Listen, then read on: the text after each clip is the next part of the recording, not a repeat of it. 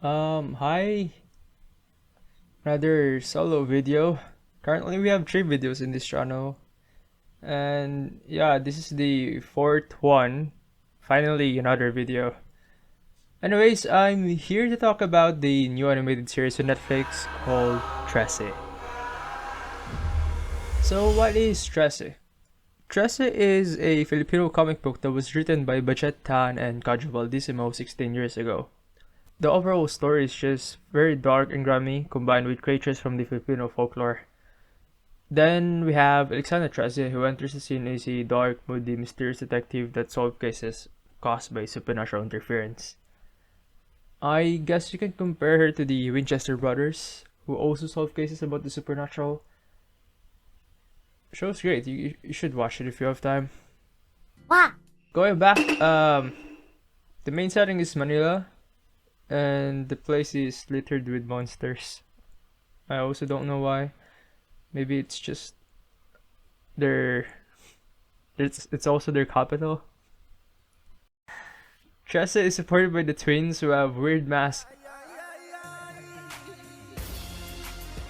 and their name Basilio and Crispin.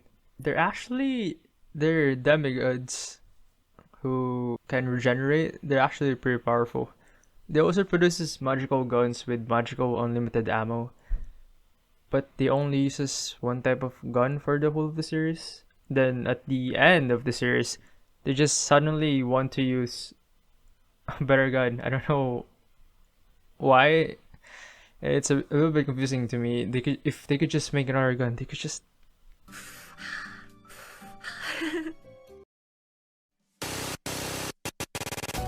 これがレクイエムだ。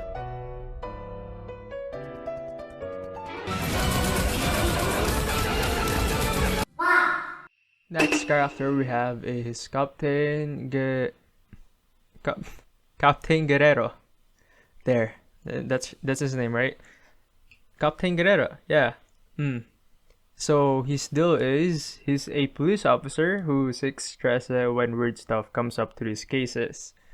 He's actually one of the characters I like, partly because of episode 4 where his personality was actually showcased, and also because he was a good man.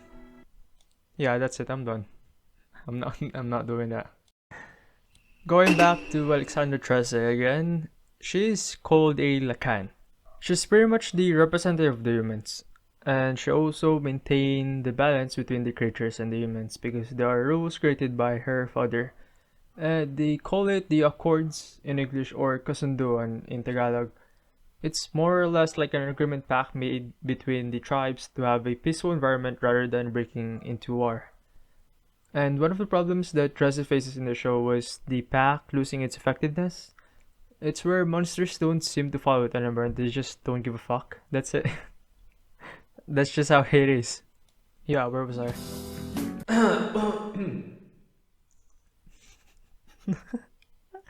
God damn it. Trese's story was great. I mean, it wasn't that bad, but I'd like to see the second part if possible. Episode 1 just gave a brief description and proceeded to jump into action immediately. I feel like each episode's just very straightforward. The whole series is just straightforward. I do think it kind of escalated quickly, but it was still watchable for me.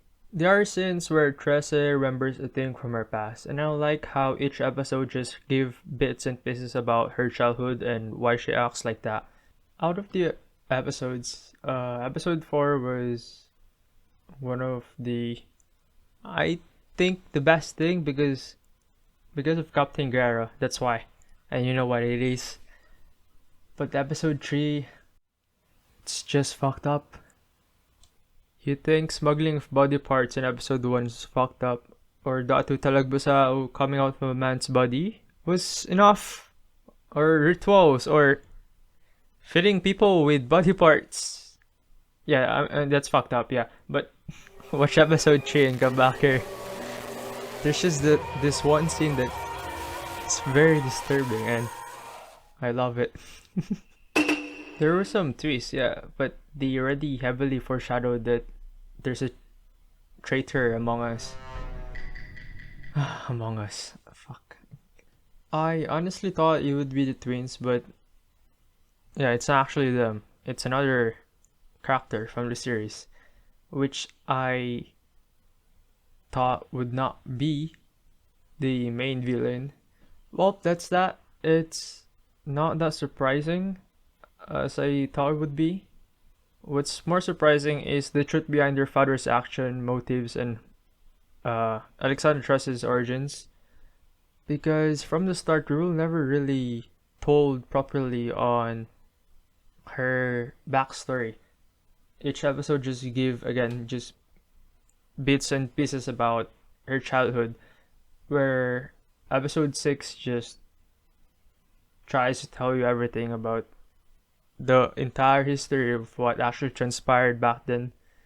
And I get to see another side of Trese if she actually ruled the world. I mean, hot damn! That kind of style. That kind of style. Yeah, I'm gonna fucking stop. Yeah, animation wise, it's passable. There are times where the character seems stiff, but the action scenes were pretty great. It was good enough in my opinion. The only problem I had with the series was the overall atmosphere it tries to give. I've seen some pages of the comic, but the horror and dark tone it tries to give was, not gonna lie, much better. I guess it's much easier to convey when it's black and white, and with the style of the artist. It's the same case with the Junji Ito collection that was released like a few years ago. When was it? 2018. Yeah, that Junji Ito collection. The problem with it was that it's just hard to translate the horror that the artist gives in his work to motion, to an animated series. And that's what I also feel about Trese. Now onto the main subject that most people complain about. The voice acting. Why do they cast popular actors and actresses to do voice acting rather than hiring experienced local voice actors in the Philippines? Well, the simple answer is money. As stated in an article from ANSX about the casting of celebrities rather than voice actors, the best way to lessen the risk is attaching popular names to it. What if the animated show flops? It would be a huge loss for them. In a way, it's more logical to advertise a show with a known actress than voice actors that people barely knew. Hopefully, more voice actors are given more opportunity to be hired and do some lead roles in future animated local shows that will be done here in the Philippines. Now, the Filipino dub. It doesn't suck. Well, it's good enough, yes. The only problem I had with it was Trese's intimidating serious tone that seemed bleak in the Filipino dub compared to the English and Japanese dubs. Though Liza delivered the character well, but it was still lacking for me. Maybe because the character was supposed to be all serious and there wasn't much room for expression. Don't get me wrong, she's a great actress, but I'm sure being a voice actress was a new thing for her. It all comes down to experiences. This is why people tend to like the Japanese dub more, because it's not about, oh, it's an animated show, it should be in Japanese, or Japanese dub is more fitting. It's just that they chose an actual voice actress to play the part of the main character, and that is why it was done pretty well. I would say that I like the Japanese and English dub more, but the Filipino dub was already fine. The other dubs may have butchered the Tagalog lines when it comes to chanting, but it still works. Overall, the story is great. Yeah, it's great. The animation was good enough. I mean, I would watch it for the second time. I watched it for the third time. To the point where I'm sick of saying it. Voice acting was, yeah, it was done pretty well for the three dubs. And that's all.